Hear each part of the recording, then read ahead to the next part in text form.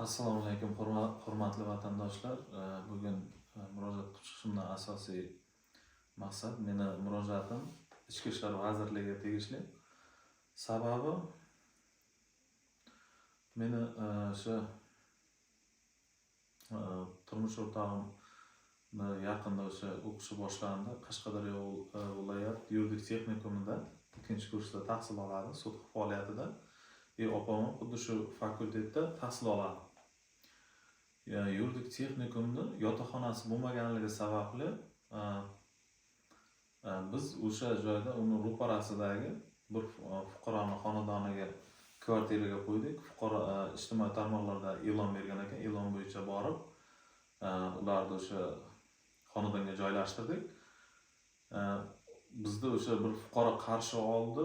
Xonadonning egasiga o'sha 2,5 million so'm pul to'laganligi va 2 xonali uyda ijaraga olganligi va uni aytishiga ko'ra turmush kelgusida o'sha bir fuqaro u yerda bitta qizcha turganligini, u bilan fotiha qilinganligini aytdi va o'sha fotiha qilingan qizidan boshqa u kvartirada hech kim turmasligini menga ma'lum qildi. Shundan so'ng opam bilan o'sha turmush o'rtog'imni o'sha yerga kvartiraga joylashtirdim.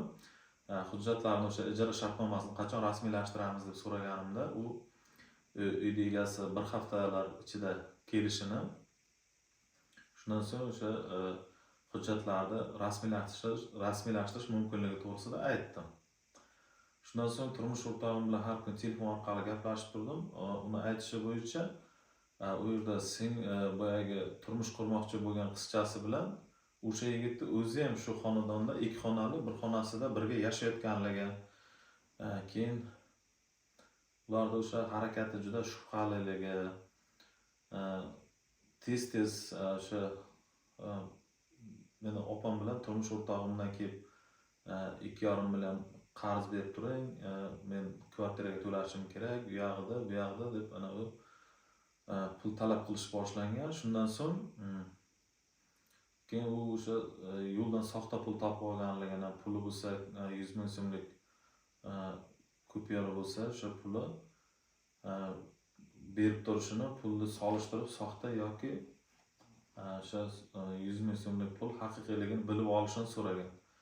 Buni harakatlari juda ham shubhali.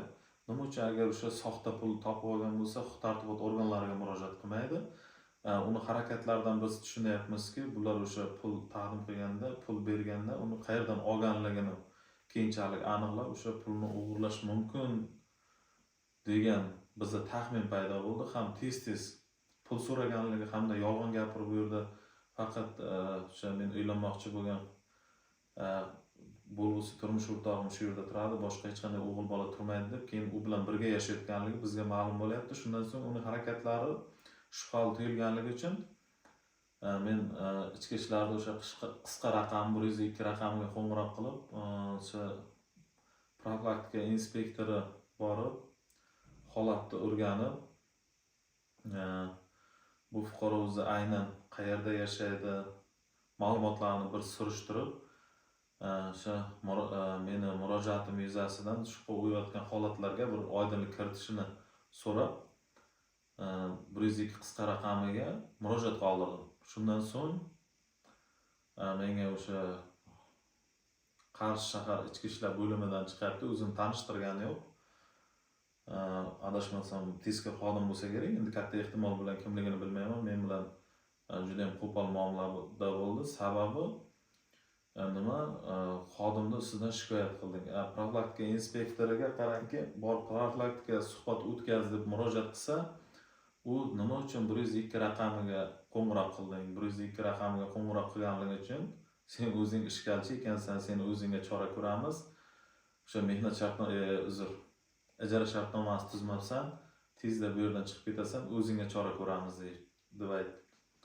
Endi qarang, shubhali holatlar bo'lsa, 102 raqamiga qo'ng'iroq qilmasangiz, kimga murojaat qilishingiz kerak? O'zingiz problemangizni o'zingiz hal qilsangiz, bizga ichki ishlar organlari nima uchun kerak? Jamoat tartibini saqlashmi? Profilaktika nima uchun kerak?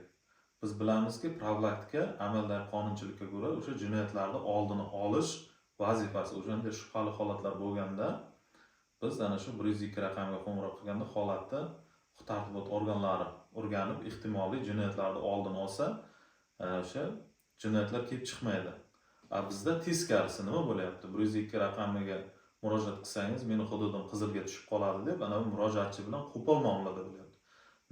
Natijada mana ijtimoiy tarmoqlarda kuzatib ko'radigan bo'lsangiz, ijtimoiy tarmoqlarda fuqarolar bugungi kunda mana xalq tilida ko'cha deydi, razborchiklar, o'sha muammolarni yechib beradigan davlatni funksiyasini bajaradigan, endi bu jinoyat bu harakatlar.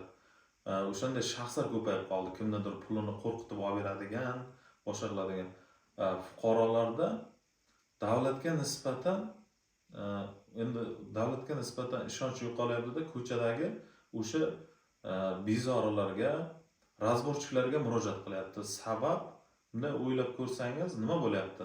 O'sha ichki ishlar organlarini ayrim xodimlar, hammasi demaymiz, halol, vijdonli, yaxshi ichki ishlar xodimlari juda ham ko'p.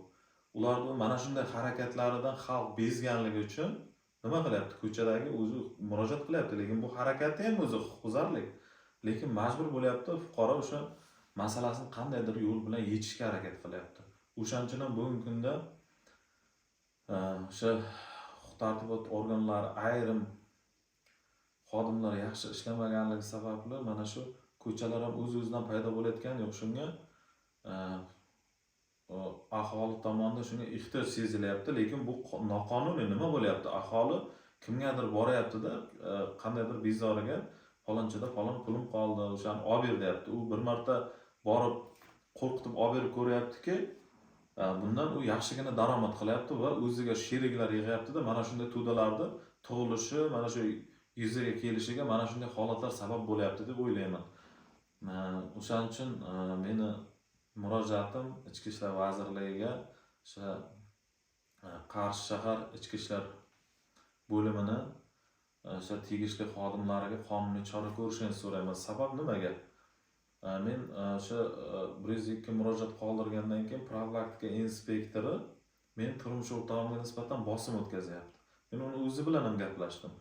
Undan so'ng bizga shu ichki ishlar bo'limini nima deyki, mana dejurni yozib olinar ekan, o'shandan chiqib men bilan juda qo'pol muomalada bo'lyapti. Ham ichki ishlar organlari to'g'risidagi qonunda adashmasam 7-mi, 8-moddasida ko'rsatib o'tilgan. Ichki ishlar organlari xodimlari avvalo o'zini tanishtirib, ism, familiya, unvoni keyin egallab turgan lavozimini tanishtirib, keyin fuqaro bilan o'sha muloqotga kirish kerak hamda xushmuomala bo'lishligi to'g'risida ham amalda o'sha qonunchilikda ko'rsatib o'tilgan. Bu nima bo'lyapti? Umuman amal qilmayapti. Ko'rsangiz o'sha nima deydi? Ko'chadan farqi yo'q. Menga bir qo'pol muomalada bo'lyapti. Sen bila turib o'zing nimaga shunga yo'l qo'yib berding? Sen nima uchun xodimni ustidan murojaat qilyapsan? Shikoyat qilyapsan? Kechirasiz, hurmatli ichki ishlar xodimi. Biz har qanday ichki ishlar xodimini xatti-harakatdan norozi bo'lib murojaat qilishimiz mumkin. Bu bizda o'sha qonuniy huquqimiz hisoblanadi. Siz buni cheklashga hech qanday haqqingiz yo'q. O'sha holat yuzasidan xizmat tekshiruvi o'tkazilganda, agar aybingiz bo'lmaydigan bo'lsa, sizga nisbatan hech qanday chora ko'rilmaydi. Bundan hech qanday qo'rqish kerak emas. Lekin mana qarang, men o'zim huquqshunosman. Lekin ham huquqshunosman, qonunlarni juda yaxshi bilamiz. Lekin shunday bo'lsa-da, biz o'z huquqimizni himoya qila olmayapmiz. Endi tasavvur qilib ko'ravering, mana bu oddiy fuqarolarning qanday vaziyatga tushishini. O'shaning uchun zudlik bilan o'sha holat o'rganib chiqilib, bizning murojaatimizga rasmiy munosabat bildirilsin hamda o'sha amaldagi o'sha qonunni buzgan ichki ishlar xodimlariga nisbatan qonuniy chora ko'rilishini so'rayman. E'tiborlaringiz uchun rahmat. Sog'lig'ingizga salomat bo'linglar.